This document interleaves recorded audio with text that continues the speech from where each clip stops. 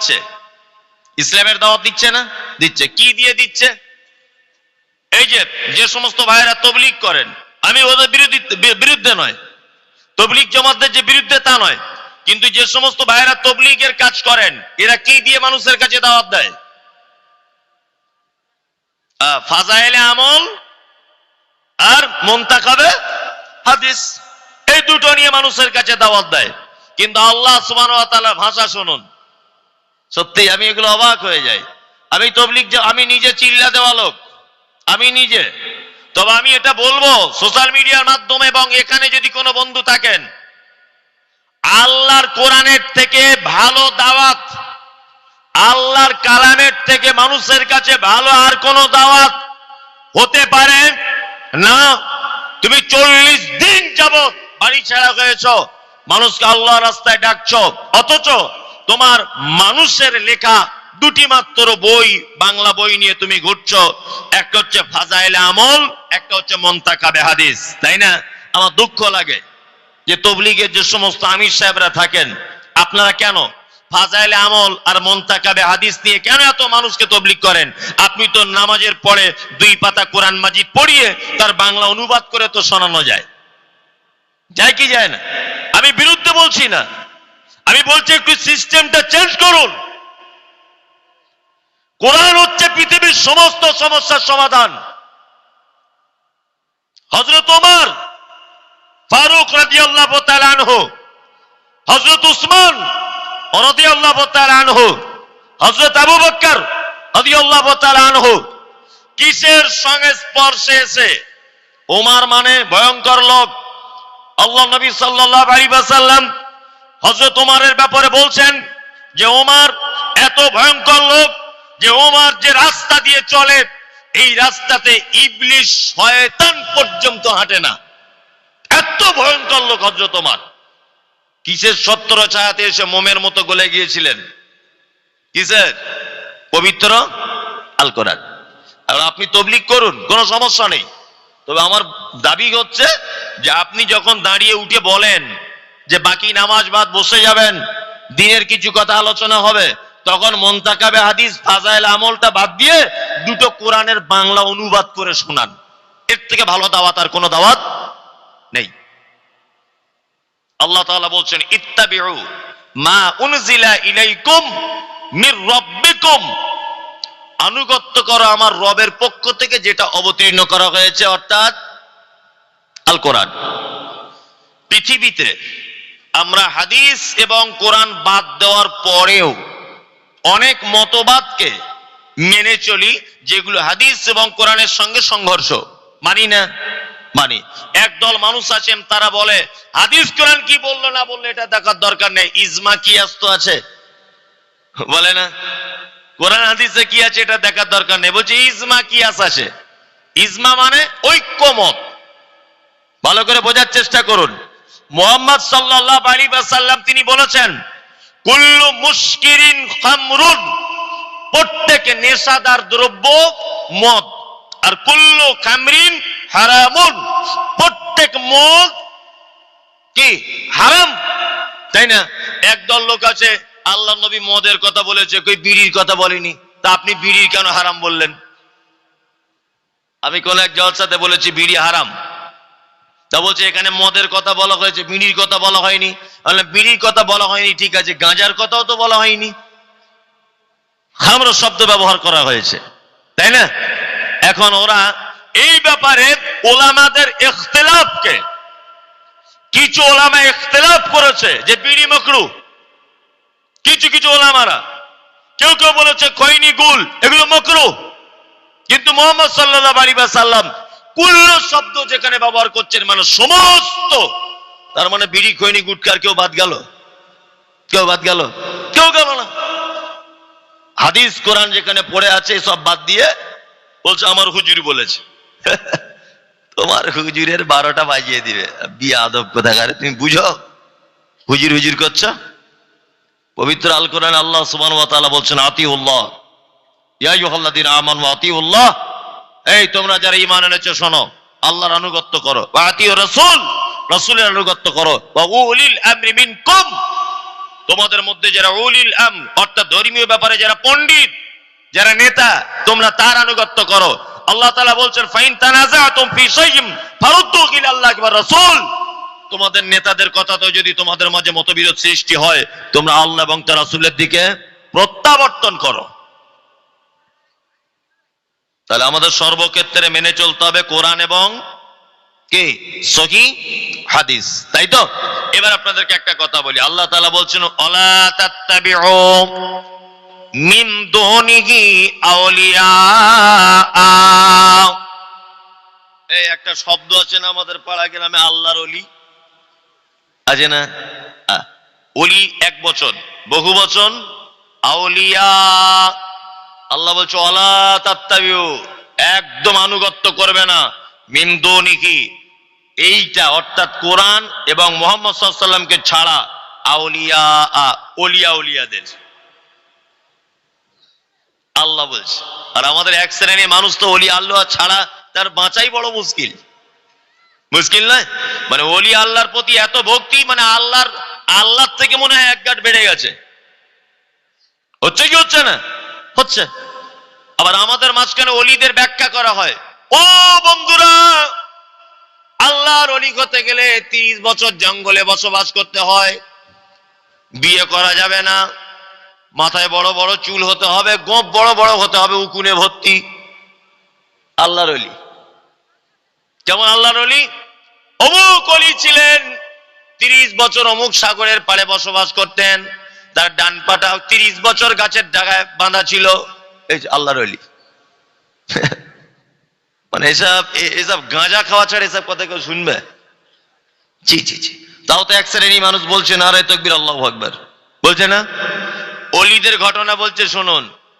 কি বলছে? আমাদের অমুক পীর সাহেব, নাম বলবো না, অমুক পীর সাহেব বসে আছেন মাজারে, ওই হুগলি জেলাতে। কোথায় বুঝে নেন আপনারা? মাজারে বসে আছে। তা বাংলাদেশে একটা লোক এসেছে, তখন ইন্ডিয়া বাংলাদেশ একই। বাংলাদেশের একটা লোক এসেছে, এসে বলছে পীর সাহেব, বলছে কি হলো? বলছে আমার ছেলের গলায় কাঁটা ফুটেছে মাছের, আজকে 1 সপ্তাহ যাবত মাছের কাঁটা বার করা যায় না। ভালো করে বুঝবেন। তখন পীর সাহেব বলছে এক কাজ করো, চোখটা বন্ধ করো। লোকটা চোখটা বন্ধ করে থাকলো। তা বলছে এবার বাড়িতে ফোন করে দেখো তো কাঁটা আছে কিনা। ভালো করে বুঝবেন, তখন তো ফোনের জামানা নেই। বলছে হুজুর কি করে ফোন করব? তার মানে ওরা আরো হেঁটে হেঁটে যেতে লাগবে 1 সপ্তাহ। কেমন চিটার দেখুন। তা বলছে হ্যাঁ কাঁটা বার হয়ে গেছে, এখান থেকে হাত দিয়ে বার করে দিয়েছি আমি। ও এইখানে হুগলি জেলায় বসে বাংলাদেশে হাত দিয়ে নাকি কাঁটা বার করে দিয়েছে। আর এইটা বক্তা ওয়াজ করছে যে আমার দাদুর এই কেরামতি ছিল। এসব ওয়াজ হয় না? ইমাম আবু হানিফা খুব ভালো মানুষ ছিলেন, খুব জ্ঞানী মানুষ। কি বললাম বুঝলেন? খুব জ্ঞানী মানুষ ছিলেন ইমাম আবু হানিফা রাহিমাহুল্লাহ। আল্লাহ ওনার উপরে শান্তি বর্ষণ করুক, আমিন। ওনার ব্যাপারে এত মিথ্যা কথা বলা হয়। বলা হচ্ছে যে ইমাম আবু হানিফা যখন তারাবি পড়াতেন, বলছে প্রত্যেকে রেকাতে একবার করে কোরআন খতম করতেন। আচ্ছা এটা কি সম্ভব? উনি মানুষ ছিলেন না ভূত ছিলেন? অবাক লাগে না? আচ্ছা আর একটা ঘটনা বলি ওনার ব্যাপারে। ওনার ব্যাপারে বক্তা ওয়াজ করছে যে উনি যখন শেষ জীবনে হজ করতে গেছেন, আমার দিকে ফিরুন, বলছে এরকম এক পা এরকম তুলে কাবা শরীফে একবার কোরআন খতম করতেন, আবার এক পা তুলে দাঁড়িয়ে আর একবার কত খতম করতেন। বক্তা সাহেব দেখাচ্ছে। আচ্ছা এটা কি এত বড় মিথ্যা কথা নয়? সম্ভব এগুলো? বলছে 90,000 বার আবু হানিফা রাহিমাহুল্লাহ আল্লাহকে স্বপ্ন দেখেছে। এইসব হচ্ছে বক্তব্য। এসব কি বক্তব্য? আর বলছে যে 55 বারের বেশি তিনি হজ করতে গেছেন, তার ভিতরে 38 বার পায়ে হেঁটে গেছেন। কি এইসব বক্তব্য আছে না নেই? এগুলো আল্লাহর ওলিদের আমরা বর্ণনা করি না মায়ের সাজে? করি। আল্লাহু আকবার। আচ্ছা এবার আপনাদেরকে জিজ্ঞেস করছি, আল্লাহর ওলি হওয়া সহজ না কঠিন? বলুন তো। হ্যাঁ একদম জলের মতো। শুধু সহজ না, জলের মতো।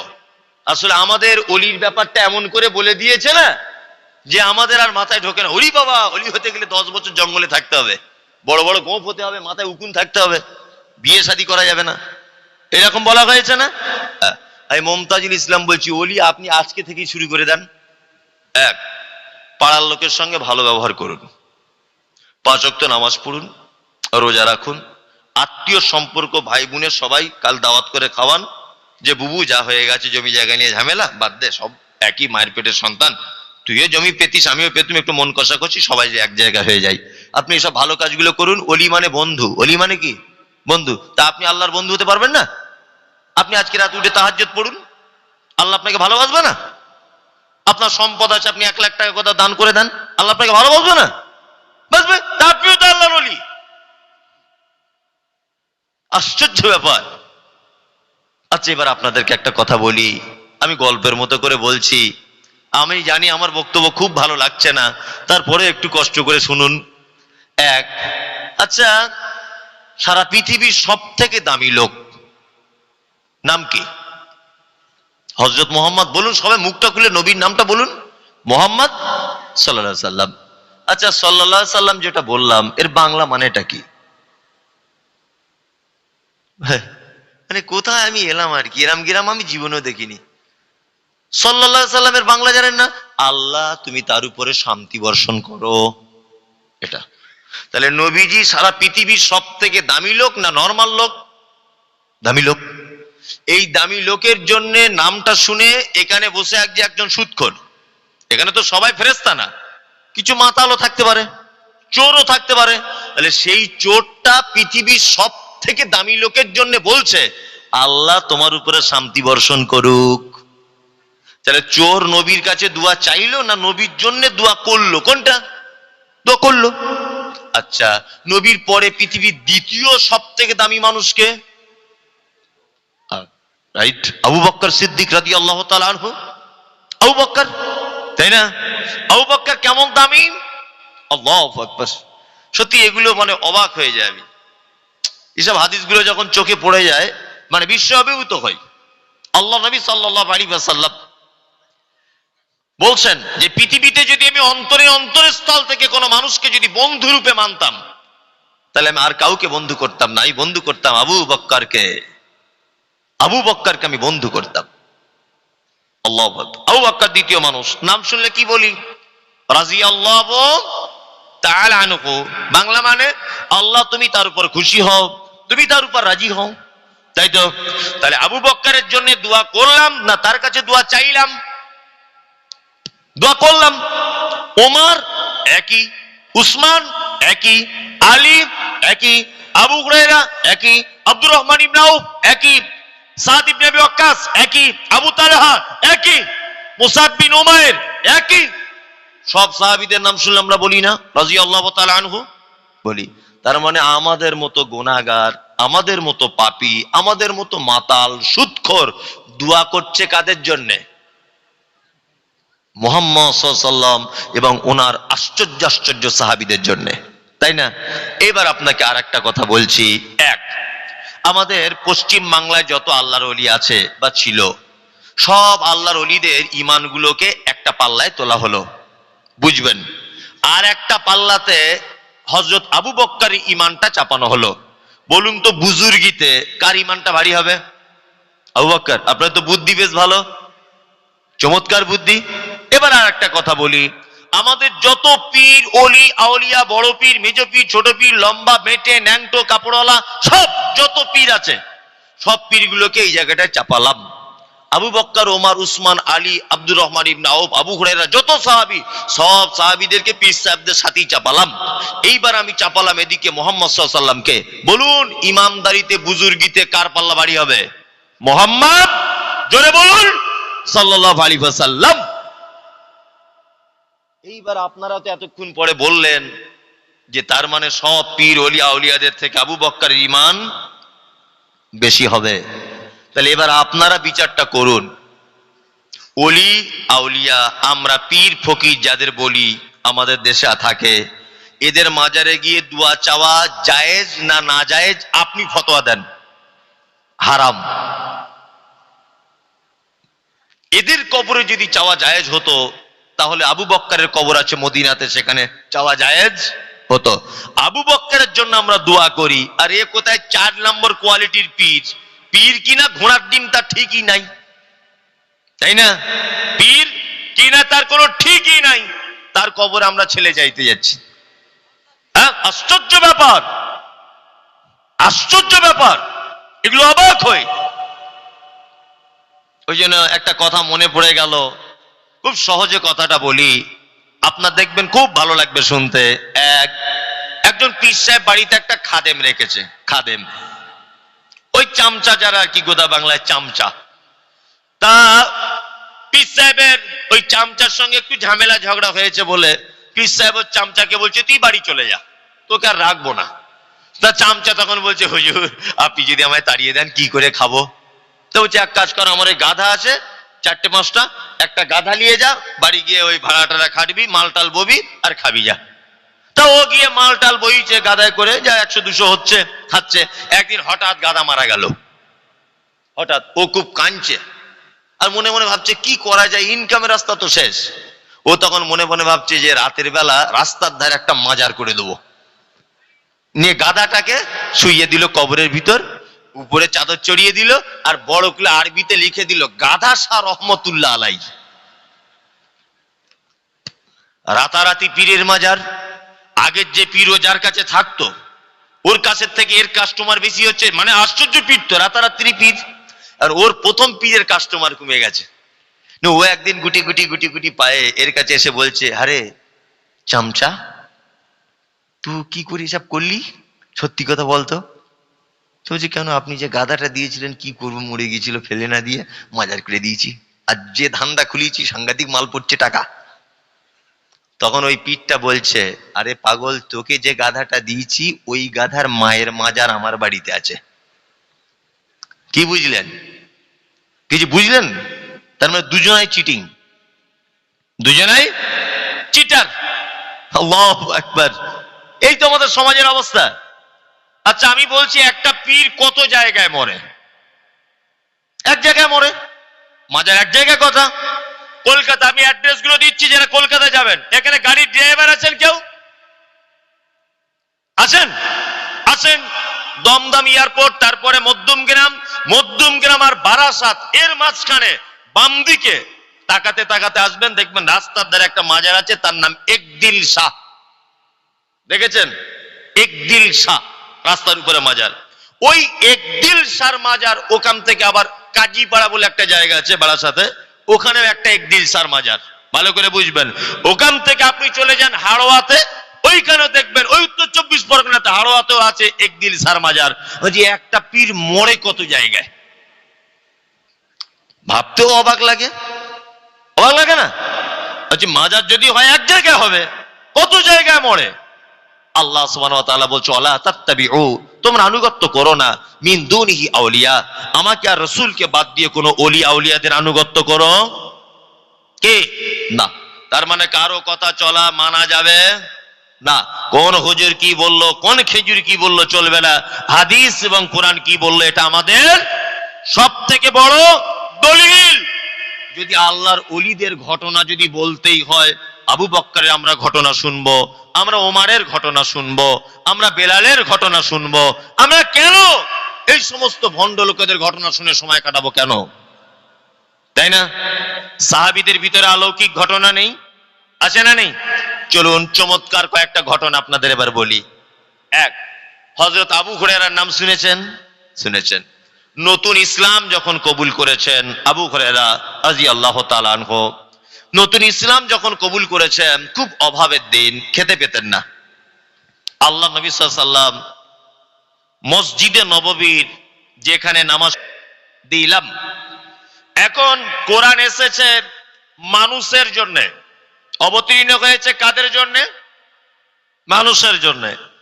আল্লাহ সুবহানাহু ওয়া তাআলা যাদের উপরে কোরআন অবতীর্ণ করেছেন, এদের দুটি চরিত্রের ব্যাপারে বলেছেন, জালুমান জাহুলা।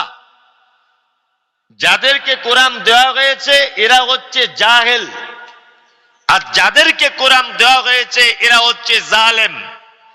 জাহেল হচ্ছে সেই যে এটাকে অধ্যয়ন করার অর্থাৎ পড়ার চেষ্টা করে না, এ হচ্ছে জাহেল।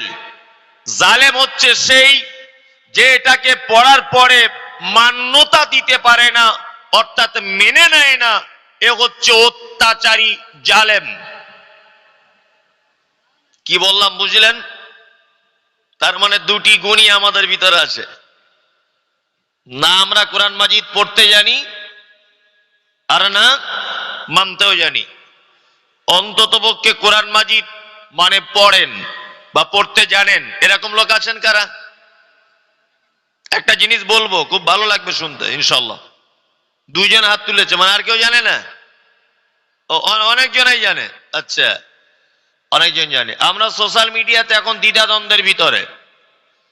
ওই ইয়াসিন মৌলভী একরকম বলছে, মমতাজুল ইসলাম মৌলভী একরকম বলছে, বাংলাদেশের আব্দুর রাজ্জাক বিন ইউসুফ একরকম বলছে, ওই আমাদের আব্দুল্লাহ সালাফি আর এক রকম বলছে, ডাক্তার জাকির নায়েক আর এক রকম বলছে। আমরা মানবো কোনটা? ঘোড়ার ডিম। মানুষের ভিতরে এই শব্দগুলো আছে না?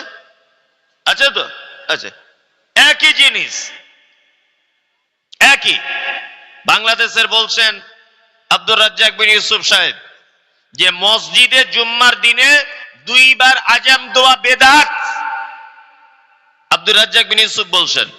আর আমাদের ভারতবর্ষের বর্তমানে সবচেয়ে বড় আলেম বাঙালিদের ভিতরে মতিউর রহমান মাদানী হাফেজাহুল্লাহ দাম্মামে দায়ীর কাজ করছেন, উনি বলছেন দ্বিতীয় আজানকে বেদাত বলা যাবে না।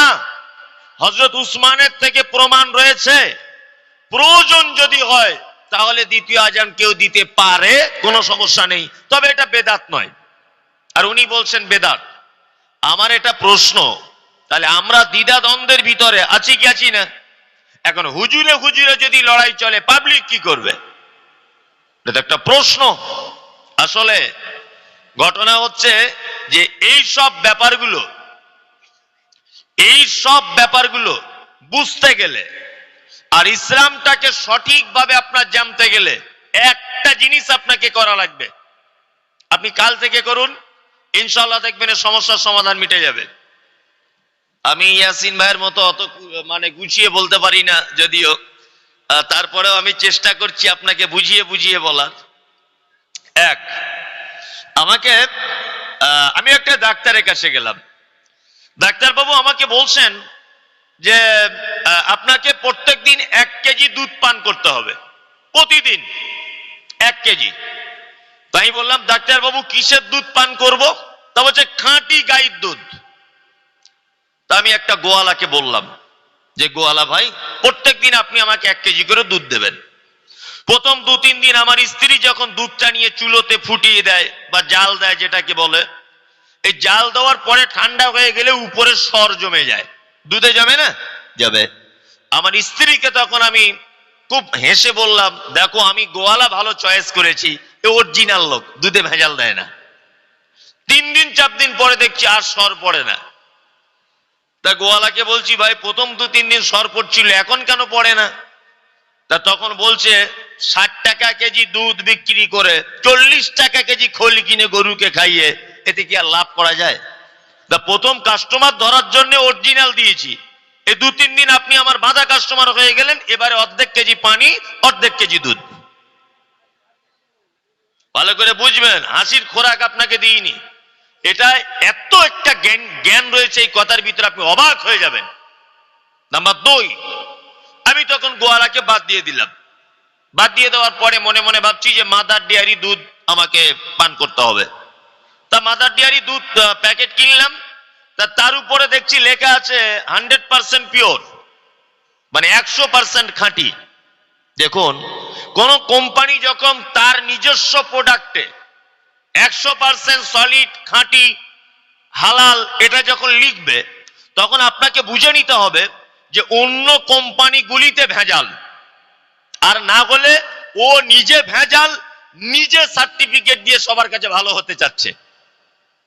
তাছাড়া ওর লেখার দরকার কি যে আমার 100% খাঁটি? ভালো করে বুঝবেন। তাহলে আমার এখানেও সন্দেহ হলো, আমি গেলাম রেড কাউ কোম্পানির দুধ কিনতে। এইভাবে প্রায় আমি 20 দিন খাঁটি দুধ খুঁজছি মার্কেটে। এই খাঁটি দুধ কিনছি, খুঁজছি, এই করে এ করতে করতে আমার 5-6 হাজার টাকা খরচা হয়ে গেল, 5 থেকে 6 হাজার। তা আচ্ছা বলুন, 8,000-10,000 টাকায় বাজারে গরুর হাটে গেলে একটা মরা সরা হলেও, রোগা পাতলা হলেও দেশি গাই গরু পাওয়া যাবে কি যাবে না? যাবে। তা আমি যদি 6,000 টাকা খাঁটি দুধ খুঁজতে গিয়ে খরচা হয়ে গেল, যদি আমি 8-4,000 টাকা দিয়ে একটা দেশি গরু, গাই গরু কিনে যদি আনতাম বাজার থেকে, 1 কেজি না হলেও 1 পাই যদি দুধ আমি পেতাম, তাহলে ভেজাল হতো না খাঁটি হতো? খাঁটি হতো। আমরা মুসলিমরা এত বড় বোকা, আমরা সঠিক ধর্ম চিনতে চাচ্ছি সব সময়, তাই না? যে কোনটা সঠিক কোনটা কি, তুমি সঠিক পাবে না, তুমি সঠিক পাবে না। কিয়ামত পর্যন্ত তোমায় টাইম দেওয়া হলো, তুমি পাবে না। কারণ তুমি তো সেই লোক যে খাঁটি মাল তুমি খুঁজতে খুঁজতে তোমার সম্পদ নষ্ট করে দিয়েছো, অথচ তুমি এত বড় বদমাইশ লোক যে 4,000 টাকা দিয়ে একটা গাই কিনতে পারলে না। তার মানে সারা জীবন আলেম ওলামাদের দিকে তাকিয়ে তুমি ইসলামটাকে ওজন করেছো, কারটা ভালো কারটা খারাপ। মুমতাজুল ইসলাম কি বললো, ইয়াসিন কি বললো, কুরবান কি বললো, সাইফুল কি বললো, আকরামুল কি বললো। তোমার এটা উচিত ছিল যে পবিত্র আল কোরআন, বুখারী, মুসলিম, আবু দাউদ এইরকম 10,000 5,000 টাকার বই কিনে বাড়িতে নিজে নিজে পড়াশোনা করা। আমরা পড়াশোনা করতে কেউ রাজি নাই। বাড়িতে বাংলা কোরআন আছে কারুর? এখানে অনেকের আছে, অনেকের আছে, কিন্তু পড়ার টাইম নেই। পড়ার টাইম নেই। এ জাতি পরিত্রাণ পায় যে জাতির জলসার মেলাতে 50 কুইন্টাল বাদাম আর জিলাপি বিক্রি হয়, আর মেলাতে একটা লোক বই লাগিয়েছে কোরআন এবং হাদিসের বই, তার 1000 টাকাও বউনি হয় না। এ জাতি কিয়ামত পর্যন্ত পরিত্রাণ পাবে না। এখন এখানে অনেক মানুষ বসে আছে, আমি যদি ডেকে ধরি যে আপনি 2 রেকাত নামাজ আল্লাহর নবীর পদ্ধতিতে দুয়া সহকারে এখানে স্টেজে পড়ে দেখান, কে আছেন এখানে? আপনাকে ডাকবো, এখানে দেখাতে হবে আপনাকে। কেউ আছেন? নাই। তার মানে আপনি জানেন না। ওই ইমাম সাহেব করে তাই আপনি করেন, আপনার পদ্ধতি জানা নেই। তা কেন আপনি আজকে জলসা শুনতেছে 1.5 কেজি জিলাপি কেনার কি দরকার? একটা নামাজ শিক্ষার বই কিনতে পারতেন। হ্যাঁ, 2 কেজি বাদাম কেনার কি দরকার? বয়স হয়ে গেছে, একটা নামাজ শিক্ষা বই কিনতে পারতেন। বাড়িতে নাতিপুতিদের খেলার মাঝে ফাঁকে আপনি 2 পাতা বই পড়তে পারতেন। তার মানে আপনি গাই গরু পুষবেন না, সঠিক দুধ খাবেন, এটা বোকা লোকের পরিচয়। আপনি নিজে পড়াশুনো করবেন না, আর কোন বক্তা ভালো, কোন বক্তার কথা ঠিক, কার কথা মানবো, এ কথা আপনার মুখে মানায় না।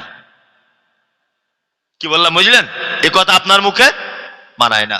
আমি পবিত্র আল কোরআনের, আমার জিভ খুব কাটা, খুব কাটা জিভ, মানে উল্টো পাল্টা সহ্য হয় না, আর হক কথা বলে ফেলি। আমার খুব কাটা জিভ, কাটা জিভ নিয়ে আমি কর্কশ ভাষায় 2-4টে কথা আপনাদের সামনে বলছি। আর আমি একদম প্লেন কোরআন এবং হাদিস থেকে কথা বলবো, একটাও আজে বাজে বলবো না।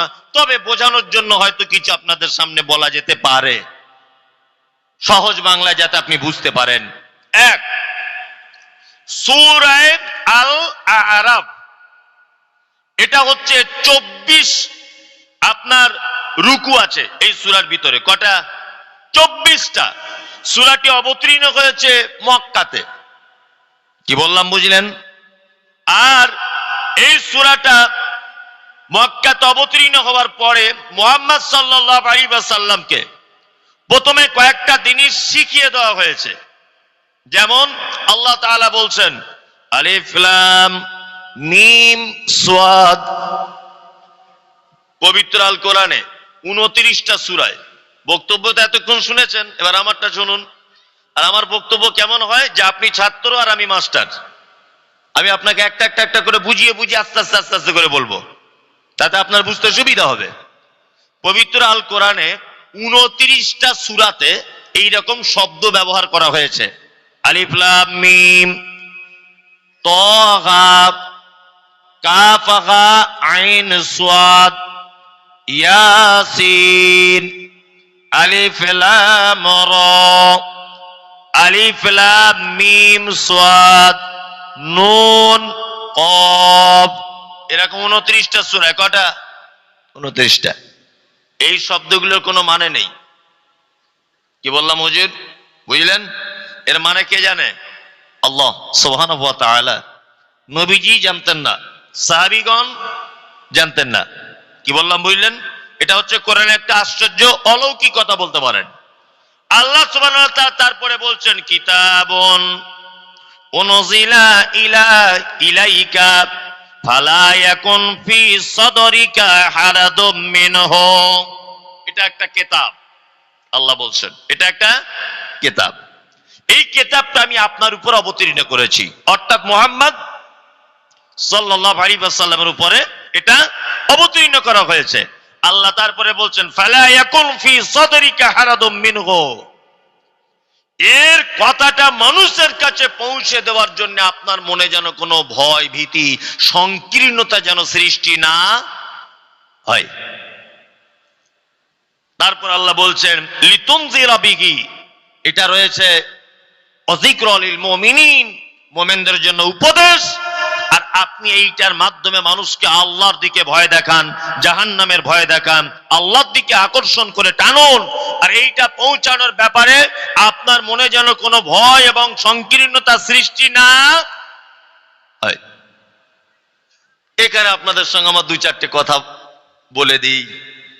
পশ্চিম বাংলার যত আলেম আছে, বক্তা আছে, দেখবেন প্রত্যেক বক্তা 4 চাকা গাড়ি নিয়ে আসে। তার মধ্যে আমিও একজন, আমি যে বাদ তা নয়। 4 চাকা গাড়ি নিয়ে আসছে বক্তব্য দিতে, খাওয়া দাওয়া, গরম গরম রসগোল্লা, গোস্ত খেতে চাইছি না, আবার বলছে খাসির গোস্ত এনেছি নেন, দই আর অনেক কিছু ব্যাপার। আবার জলসার পরে 1 বান্ডিল টাকা, নারায়ে তাকবীর আল্লাহু আকবার, সেই রকম দামি সেন্টেন মেরে আসছে। হুজুর বক্তব্য দেওয়ার পরে দেখছি মানুষ রাগও করে না, মানুষ ফড়কে চলেও যায় না, সবাই দেখছি নারায়ে তাকবীর দিচ্ছে। তার মানে বুঝে নিতে হবে হুজুরের বক্তব্য সঠিক হয় নি। আমি স্টেজ থেকে নামাজ পড়ি, অর্ধেক লোক ভাগ হয়ে যাবে, বুঝলেন না?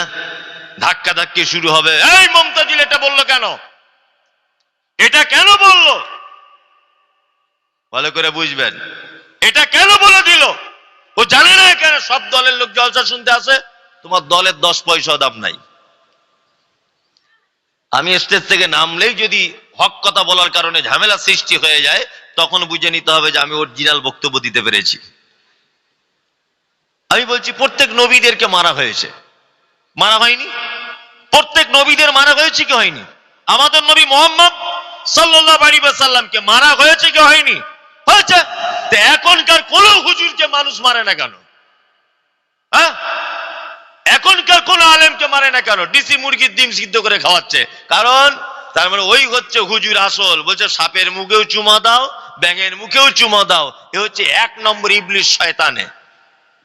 কি বললাম বুঝলেন? হক এটা বাতিল, এটা বাতিল, এটা হক। হক আর বাতিল মিশ্রিত হতে পারে না। দেখছেন না বাংলাদেশের অবস্থা? প্রখ্যাত আলেম ডাক্তার মুজাফফর বিন মহসিন জেল কেটে এলেন। বাংলাদেশের প্রখ্যাত আলেম আব্দুর রাজ্জাক বিন ইউসুফ বক্তব্য রাখতে গিয়ে মেরে হাতে বাঁশ দিয়ে মারছে, গাড়ি ভাঙচুর। দেখেছেন এগুলো? সোশ্যাল মিডিয়ায় দেখেছেন? বাংলাদেশের প্রখ্যাত আলেম আল্লামা দেলওয়ার হোসেন সাইদি 1 যুগ যাবত নির্যাতনের শিকার হয়েছেন জেলখানার ভিতরে। এক পর্যায়ে লোকটার মৃত্যু পর্যন্ত ঘটেছে। আপনারা দেখেছেন? দেখেছেন না? কিসের কারণে? কিসের কারণে? শুধুমাত্র হক কথা বলার কারণে। আমি যেখানেই যাই, আমি স্টেজে ওঠার আগে বড় একটা খাতায় লিখে দেয়, হুজুর এই ব্যাপারে বলবেন না, তাহলে মাদ্রাসায় আদায় কম হবে।